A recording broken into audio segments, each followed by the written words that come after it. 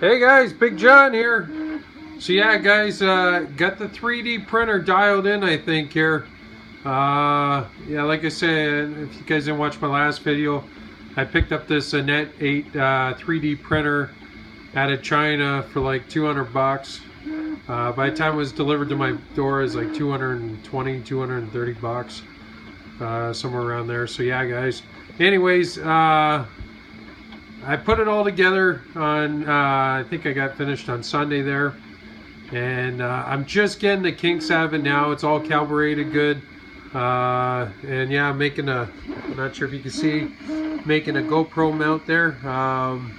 It's a tie wrap style GoPro mount. So yeah, you make cool things like that. Back when it wasn't calibrated so good, I made my wife some jewelry, necklace thing there. Not that she's gonna wear it.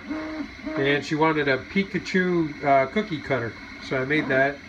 I made some other stuff too, guys, but I'm a little embarrassed to show you because it was pretty bad.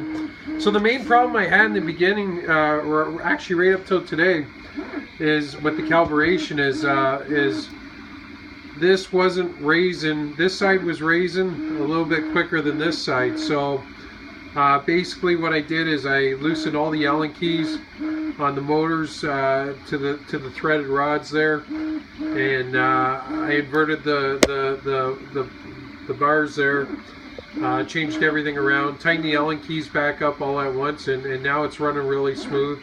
It's rising level, and it even sounds a lot better. So yeah guys, there's a little bit of a learning curve with these. There's no real instructions for these things, you know. I basically just YouTubed everything, and my buddy owns one too, and you know, calling him a lot and getting tips from him. So, but yeah guys, it's coming. Let's see. There you go. It's getting there. Let's see how much time we have left. It's 68%. So yeah, we're getting there. Anyways guys, cheers. Thanks for watching. And don't forget to subscribe. Love yous all, man. Be positive.